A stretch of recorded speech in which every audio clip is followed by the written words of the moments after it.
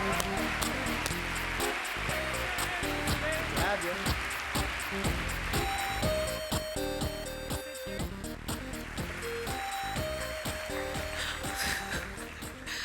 Hi guys, good to be back here on stage. Hey Drew, Hey. I see that you like the Bavarian attire. Do I look okay? Quite okay, I have to say. Woo! Amazing. And the other funny thing is that actually you experienced Barack Obama earlier today, but it's already the second dose of Obama mania you had this week, because you also had Michelle Obama speaking at your very own event in San Francisco, I heard. That's right. We had Dropbox had our user conference, Work in Progress, and Mrs. Obama was our guest speaker. So yeah, it's been a wild week. Who's the better speaker? Oh man. Come on. No, I mean, look, Hard to tell. I gotta give it to the first lady. You know. Woo! No, but I mean, how can you even compare them? President Obama. Right, absolutely. So as Dan mentioned before, you were very early when you started working in technology. It's almost 22 years ago that you co-founded your company back at MIT with Arash, your co-founder. And from what I hear from friends who have been through this huge transition your company went through, you went public last March. It's a lot of growth that you have to make as a CEO. It's a lot of growth that you have to make as a company. So, and nobody is really born CEO, right? So tell us a little bit about how you look at your own growth path and what has helped you on your journey, on your evolution as an entrepreneur. Sure. Well, I ended up doing startups when I was really young, and my first programming job actually was when I was 14. I started beta testing an online game, and then I found all these security problems, and then they hired me to fix some of them. But then over time in college, I started my first company, and then Dropbox started about 12 years ago. And one of the things that was really helpful for me to understand is what you said, which is that no one is born a CEO, like no one comes out of the womb with like an Armani suit on and like knowing how to do their job. Everybody has to figure it out, and all of the Hall of Fame entrepreneurs had to learn on the job. And so then the question is, well, how do you do that, or how do you make that work? And for me, the way I've thought about it is, you need to be systematic about training yourself. So you can't really go to school to be a founder or CEO. You learn it on the job. And the way I've thought about it is, you need to keep your personal growth curve ahead of your company's growth curve. So what does that mean? Well, every 6 to 12 months, as a founder or as a CEO, your job completely changes. And so you need to figure out, how do you learn what you need to know for that job, because it's as if you're going to be fired from the job you're in and rehired into a new and different one. And so for me, what's been really helpful is trying to have a map. Mm-hmm. And a question I have found helpful is thinking about 1 year from now, 2 years from now, 5 years from now, what will I wish I had been learning today? And especially in the early days, the answers to those questions can be pretty different, because in 2007, there was really nothing to do but code and build our prototype. But then a year from then, we would be raising our first venture capital round. A couple years later, we'd be figuring out how to get users, and 5 years after that, we'd be figuring out how to build a real business. And the good news is, all this happens one day at a time. And so you don't wake up one day with a 2-person company and the next day have a 2,000-person company. So even if it happens really fast, which it can, you still have time. And so what's been helpful to me is doing a bunch of different things. So one is reading. Right. Reading is probably the single most helpful thing that I've done, because all of us think that, or when you start out, you think every challenge you have is unique. But then when you study the business, or the history of business, or history of technology, or get some perspective, you realize that maybe your situation is unique in some regard, but it is often pretty similar to other things. And so when I was in college, I realized I didn't know anything about sales or marketing or strategy. And when I started my first company, I knew that. So I went on Amazon and I typed in sales, marketing, finance, whatever, and I would just buy the top couple books and read them. And I'd take my little folding chair up to the roof of the house where I lived in college, and I'd just spend all summer reading these books. And I still do that. I still do that. In principle, I do that today. When I talk to my friends who went through this scaling process, they say that they miss programming sometimes when they started, their company. And you, as an MIT guy, I feel could probably be the same for you, right? Is there anything that you miss about the early days of starting a company, the energy, the euphony? Talk about that. Of course, yeah. Every stage, I think, has been special in its own way. I wouldn't say I want to go back to being two people again. I mean, although I'm nostalgic for a lot of stuff, it's like I liked college. I don't know if I'd want to tomorrow wake up and be a freshman again. But for sure, I think there are. It's funny. Yeah, I started out coding, and then actually for fun, I do a lot of coding now again. Oh yeah. Because what do you code now? Well, this whole renaissance in AI and machine learning is really interesting, and so it's been.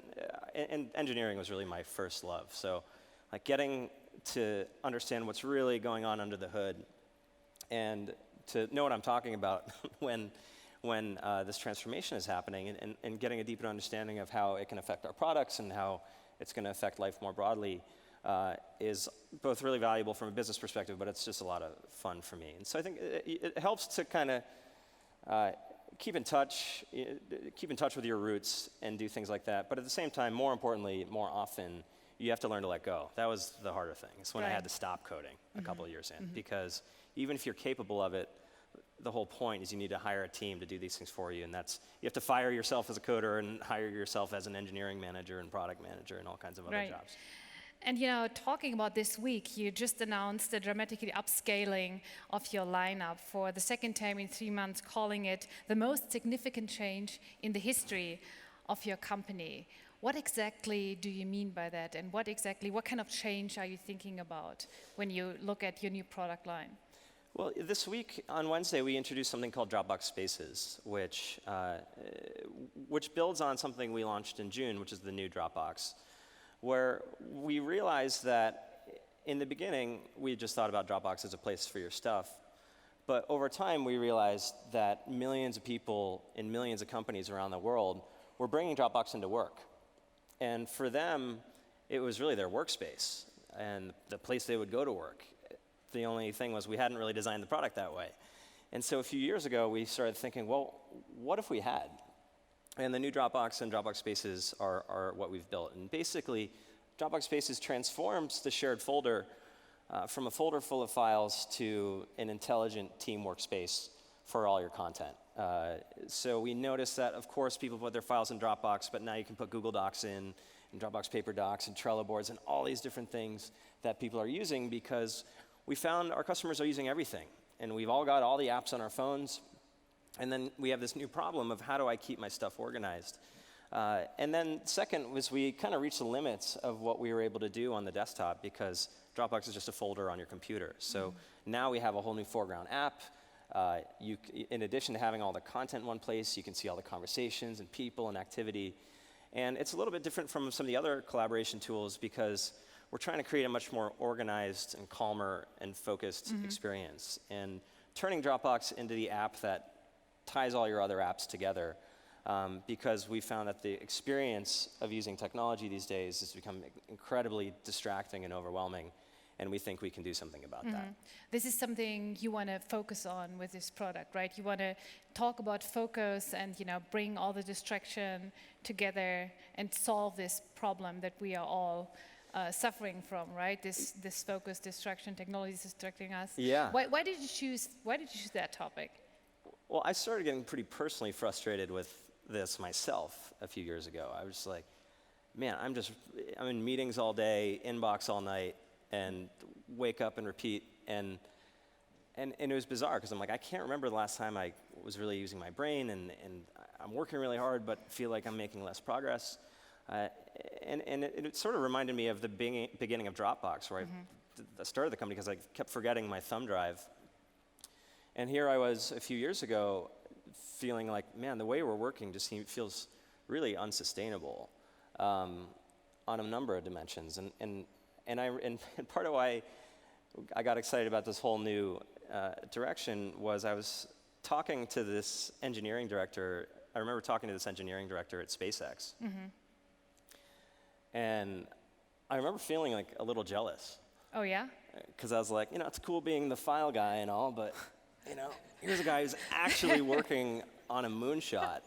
But he's working with Elon Musk, though. That's also not so easy, I've heard. Well, then I started asking him all these questions. I was like, well, that's really cool. How do you guys work together? What tools do you use to collaborate? And he just looked at me like I had 3 heads. And he's like, what are you talking about? And I asked him, like, well, what's it going to take to put someone on Mars? And the answer was basically a lot of emails and a lot of files. And I was like, oh my God, like we are in so many ways held back by our tools. And the struggles of a rocket scientist are basically the struggles of the rest of us. I mean, they have all these different, their tools haven't kept up with the way they're working. There are all these distractions. It was impossible for them to focus. And then that sent me down a little bit of a rabbit hole, wondering why, at a time when more than ever we're all asked to be using our brains at work, it seems like with every passing day it gets harder and harder to do that because there's a lot of great things about the tools we're using in mobile and the cloud, but there's so many of them now. And I think we've hit a breaking point in terms of how much we can process. And you sort of step back and look at the concept of getting 500 emails a day when we used to get 5 emails a day, right. Or all these badges on our phone where it says like 14,000 unread whatevers, and it's like, who thought this was a good idea, right? Yeah. And it turned like no one did. And the fact that we're all carrying, it's more than just inefficient. The fact that we're all carrying work home with us and kind of working 24 hours a day, like it's not like someone thought that was a good idea. It just sort of happened. So how did you learn to deal with all these distractions from technology? What did you learn yourself about how to deal with this omnipresence of technology tools? Well, I think you have to learn the practice of focusing. And you have to be a lot more intentional about where your time goes. Because as a CEO, or really in most of our jobs, your to-do list or your potential to-do list is always 10 times or 100 times as long as the time you actually have available. And when you realize that you and your favorite entrepreneurial superhero and Elon have the same number of hours in a day, but there's a big difference in terms of how much you can get done, you start to get curious about that. And so for me, it was really trying to study this problem. So understanding some of the psychology and neuroscience behind what makes us perform best at work when we're cognitively at our best. And it's not when we're getting interrupted 100 times a day. And carving out dedicated time to think. And so one thing I do is I have a no meeting Wednesday, which is an idea that's... A what meeting? No meeting Wednesday. Okay. Which is an idea that's floated around Silicon Valley. But the problem is especially if you're CEO, if you try to create no meeting Wednesday, pretty quickly people start knocking on your door or coming in or your assistant makes it all meeting Wednesday again. No one likes that idea. So you really have to figure out how to elbow out the time. And so at some point I'm like, man, I really need this time because that's really when I do my best work. And so my assistant was like, well, hey, you got to interview this candidate on Wednesday. And I was like, but I have my no meeting Wednesday. And she's like, but it's important. And then you realize, like, okay, everything that comes on your plate, if you're a founder, no matter what scale you are, it's always going to be important to someone. And so I remember telling her, I'm like, look, that's fine, just schedule it on Saturday. I'll come into the office and we'll have the meeting then. And then all of a sudden, my Wednesdays were a lot more free. I see, yeah. You know what, I think it's funny. I lived in Silicon Valley for the last 5 years, right? And I hear this discussion around distraction, technology distracting us, making us addictive for I would say at least 3 years. Silicon Valley basically created these problems, but I don't really see a solution yet, right? I mean, I tell myself on weekends, right, on Saturday, I put my phone away, don't work. But most people are still struggling with this situation. Sure. So do you think, and I think that's probably bigger than just the question of distraction, that we really have to rethink how we use technology, and that actually Silicon Valley has to do more to actually support the human being in its being human being than just like creating all kinds of funny, nice apps, technologies that distract us from what we really want to do? Well, I think it's important to realize that no one's intentionally doing this, right? So no matter what you think, I mean, and we've heard a lot of this documented in the consumer realm, but I'd say the same kind of thing is happening maybe even more unintentionally at work. And no one makes a productivity tool and says, man, we really want to waste your time, right? So something's happening that you have to pay attention to. And I think the first reason I get optimistic about this is it wasn't always like this. I remember when I visited my dad at work when I was a kid. It's like 20, 25 years ago. A lot of things were the same. Like he had a desk and he had a PC and he had a phone. But a lot of things were different. So that he got 5 emails a day, not 500, right? And his only distraction was Minesweeper. Right, there was no Slack back in the days. Yeah, and so, and then he would come home from work, he'd put his briefcase down, wouldn't think about it again until the next morning. And so, we're not going to be able to go back to 1995 or whatever, but... And we don't want to. And we don't want to. And not everything was... There were a lot of dumb things a lot of friction in that experience too. But I think it gives clues as to how you might design a better way of doing this. In fact, a couple years ago, Dropbox updated our company mission to designing a more enlightened way of working. And part of it is, you might be like, well, why isn't design a more efficient way of working? And we need that too, but it's a lot of this overwhelm and distraction and taking work home with us, it's not just inefficient, it actually makes us unhealthy, and I think it contributes to this epidemic of burnout that's happening, where that just didn't, like 2/3 of people report being disengaged at work, half of people report being consistently exhausted at work, and that just wasn't the case 20 years ago. Right. And so, for every problem, or for every solution technology gives you, it creates a new problem, and that's just the nature of it. But I think what we need is first a different mindset. We need to value, when we're designing these tools, we need to value our time and creativity and attention more than anything else. And I just don't think that's where a lot of where our industry has started. And if you don't frame the problem that way, you're not going to design the right products. Right.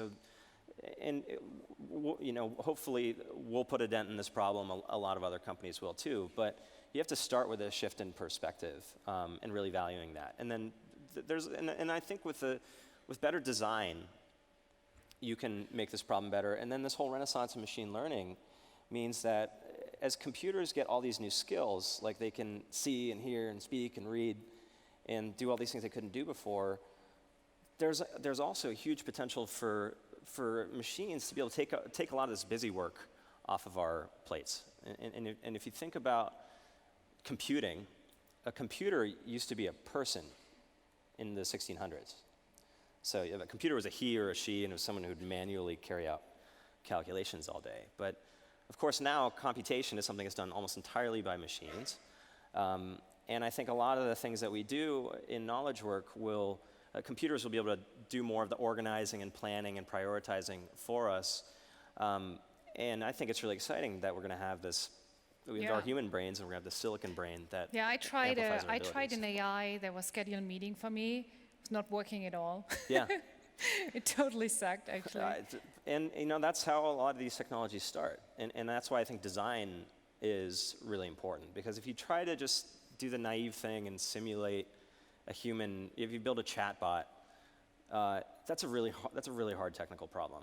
I think you can start with something simpler, like instead of presenting you with 10,000 different options or just passing all the data at you, computers are really good at, and they're going to get better at filtering through the stuff you need to look at and giving you a smarter menu of like 5 or 10 things. And that's the kind of thing we're trying to build with the new generation of Dropbox. Coming back to your company, obviously you brought your company to a very successful IPO in March last year. You now have 600 million users around the globe, but recently your stock kind of tumbled by 30%. How did this happen, and what do you think needs to be done now to maybe have a rescue plan or like to bring stock up again? I mean, it totally sucks to be public as well, as we know. I mean, it's you know, you kind of, if you start a company, you better get used to things going like that. There's no like easy button that just makes everything go up and to the right. And over the years, our stock or people's perception of our value has gone up and gone down. And one thing you learn pretty quickly is, as CEO, you don't control your valuation. That's the market sets that. And so, and that's kind of an output. And I think a really important concept that some others have talked about is like you can't really control the outputs. All you can control are the inputs. And in our case, what we need to focus on, what I need to make sure our company stays focused on, is realizing that the people who will ultimately set the value of our company actually aren't our investors. It's our customers. And if we solve important problems for them, and if they're happy, then the whole business side and our stock price will take care of itself. And so, our stock is, I mean, we certainly care about our stock price. We certainly care about generating a good shareholder return. You know, if you brought me here 12 years ago and said, hey, your company's going to be worth this, I think I would have been pretty happy about that. Right, yeah. But you know, it's always a journey like that. There are always ups and downs. It's just so interesting because many of the IPOs we've seen over the last couple of months, Uber, Lyft, they're all like, you know, they were expected to be big successes. And now I think Uber's valuation cut in half, Lyft lost share, and WeWork is actually totally blowing up at this point. So how do you look at the situation of the big IPOs and the big unicorns? And did they turn out to be black sheep in a way? Well, you know, I think we had a period where the private valuations were getting pretty astronomical. And I think what the market is telling everyone is that we need more of a focus on fundamentals. And at some point, you know, one of the things that becomes kind of obvious when you study business history is that at some point your company is valued on a multiple of earnings, on profit. And it's gravity always wins. Like, so you can be growing for a long time, but you also need to make sure that your business model is sustainable. And this is a pretty normal cycle. I mean, markets go, in boom times, they focus on growth at all costs and land grab. And there are a lot of reasons for that, but then things correct a little bit, and then they swing to the other side, and investors get scared, and then it's all about profit and, you know, heading for the hills and just cash flow. And then it keeps swinging back and forth. So I think it's a pretty normal cyclical thing. Okay, so can you recommend going public? Oh, it's been a pretty good experience for us. And it was a decision we thought a lot about. And I'd say we started laying the tracks to be a public company and tried to operate like a public company a couple years before we actually filed to go public. And the way I think about it is, as your startup goes through these transitions, or your company goes through these transitions, whether, and it's true at the seed stage, Series A, B, C, and so on, including going public, your report card changes a little bit. And when you're going public, then your report card is really just about growth and profitability. And we thought, like, all right, we better like what our grades look like on that report card before we go public. And so then we had to make a bunch of changes to make sure that we had a sustainable business model, and we're really focused on being able to continue compounding growth. One thing that you also do is you play in a 90s cover band. Are you still doing that? I do, yeah. So Angry Flannel, angryflannel.com, weddings, bar mitzvahs. Sounds very aggressive, though. Well, we all met on Craigslist about 13 years ago, and we still play today. So I think we're gonna sneak ourselves into our company holiday party. You can kind of do that when you're CEO. What's your part? What do you play an instrument? I didn't really know how to play guitar very well or sing very well when I started, Okay. but I'm rhythm guitar and I sing backup vocals. Oh, okay. So no performance today for you. I don't think people want that. Oh, we want that.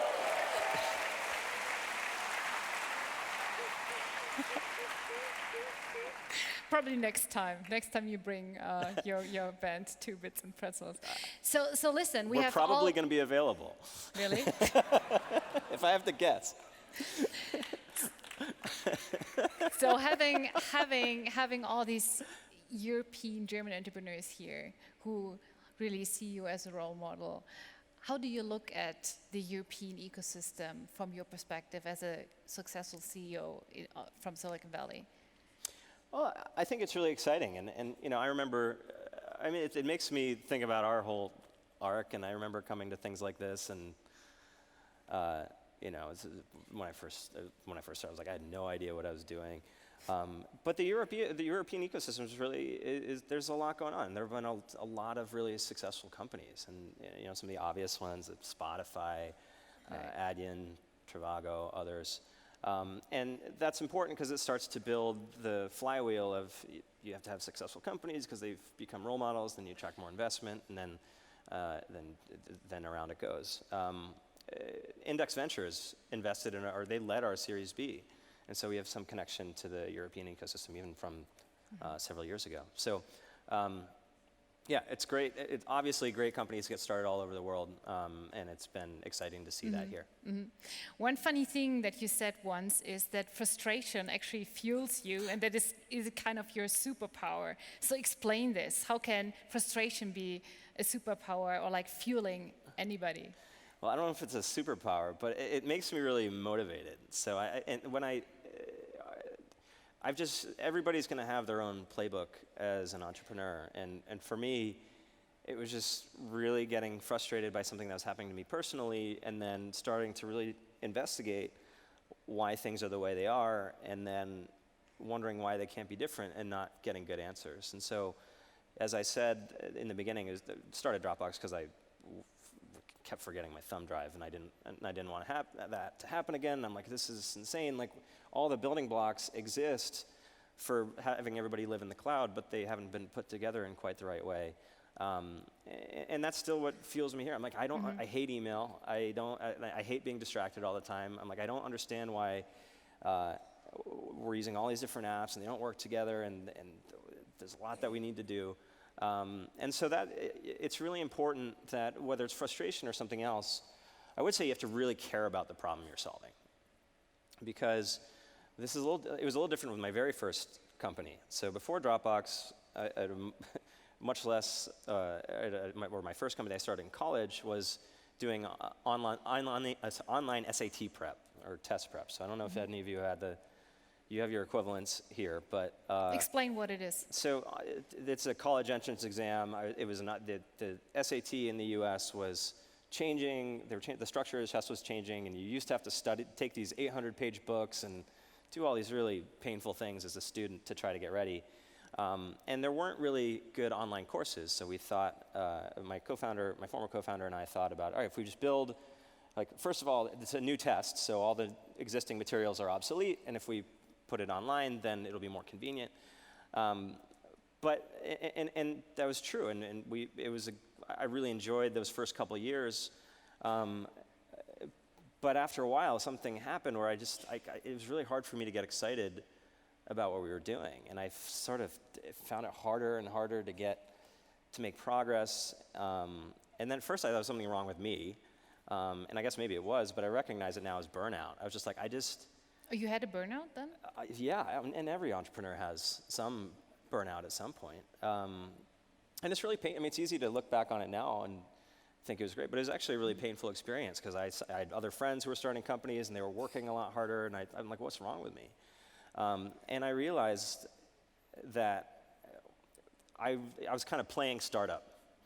I really loved the concept of being a founder or being a CEO, and I loved photoshopping the logo and making my own business cards that said founder on them and handing them out to people. But I'm like, man, but it was a lot of work, and at some point I realized I'm like, I can't, I don't know if any of you have taken the SAT, but it's like, there's a train leaving Memphis and the train leaving this and math problems about parallel lines and isosceles triangles. And I'm just like, and we bootstrapped the company, so we're doing everything ourselves. So we did a lot of things wrong, or things I would do completely differently now. But what happened, what I realized was, like, even in the best case scenario, if all my dreams come true, I'm king of SAT prep. and I don't know what that looks like, or but I didn't even know what it means. I was just like, and there's nothing wrong with that. But that wasn't my calling. Like, I wanted to do something that was a bigger challenge, more technical, and so on. And I kept getting distracted by these side projects, and I made a poker bot that in 2006, and then that became like really illegal in the US. So I had to find something else. And then I started screwing around I kept forgetting my thumb drive and screwing around with this new thing that became Dropbox. And I couldn't sleep. I was like, I was obsessed. And it was, I was like, oh my God, there's such a, no one had to tell me to work. Like, I couldn't stop thinking about it. And I think it's really important for all founders to, like, find something, not just that you love or you think is a good opportunity, but that you can be, like, totally obsessed with. And that was true with our first mission, which is really get people living in the cloud, and I forgot my thumb drive and all that. But then that kind of capped out too. I'm like, all right, I love file syncing as much as you can love file syncing, and there's nothing wrong with that. But, like, man, maybe I should be working on, there's so many other big things out there. And I realized that all the moonshots I really cared about depended on this other moonshot of getting people back to being able to use their brains at work, and no one seemed to really solving that problem. So now I'm just as obsessed with that as I was with the problem we started working on in 2007. Yeah. Did you feel that it made you a better leader, that you went through this process of finding, your way, walking through burnout, finding, a way to focus again? Do you think it makes you a better CEO? Yeah, absolutely. You need to, I think one of the things I would tell my earlier self is, like, you need to love the struggle. Learn to love the struggle. And what I mean by that is, like, there's just no button you can press that just makes things smooth and up and to the right. And it was hard in the beginning, and it's still, a lot of stuff is hard now. It gets easier, but, like, it's all cyclical. And, like, no matter how successful you are, and you mentioned some companies that are having a tough time right now, but, like, at the same time, they've, like, transformed industries. They're in, like, the most successful, like, whatever percentile of company you can possibly have. And even they have struggles, right? And so you're always going to have that. And so something I think when it comes to burnout is if your company feels like a burden all the time, it will always feel like a burden sometimes. But if you start to resent your company or feel like you're a victim, and you don't, and instead of being like, no, I choose this, it's my adventure, and think of more of the game and other things, I think mindset is really important. Because otherwise, I think the thing that will kill most of the companies in this room is the founders burning out. Right. Not necessarily that the product wasn't good enough. I mean, sure, you need to have a good market, and there's all kinds of things that have to line up. But for a lot of entrepreneurs that succeed, that's the biggest threat. Yeah. Maybe they also start a band called Angry Flannel and get some of the energy out. Yeah, I mean, that's another. You have to learn you have to take care of yourself, because no one's going to do that for you. And you need to figure out what that means for you. So, in the beginning, for the first couple of years, my team and I we worked 24/7, that kind of thing. But it's not sustainable. And you realize at some point, like, if your only advantage is working more hours in the day, like, you're not going to win. And often, a lot of the things that got you to where you are, or especially if you're really early stage, like doing all the jobs, you have to let go a lot of that. And often your job becomes more and more to help other people do their jobs, make sure they know what their jobs are, more than trying to do everything yourself. Great. Thanks a lot for your time. Thanks a lot for these inspiring thoughts here. I think it's very valuable for us to hear from you. Thanks a lot. Thanks, everyone. Thank you. Thank you.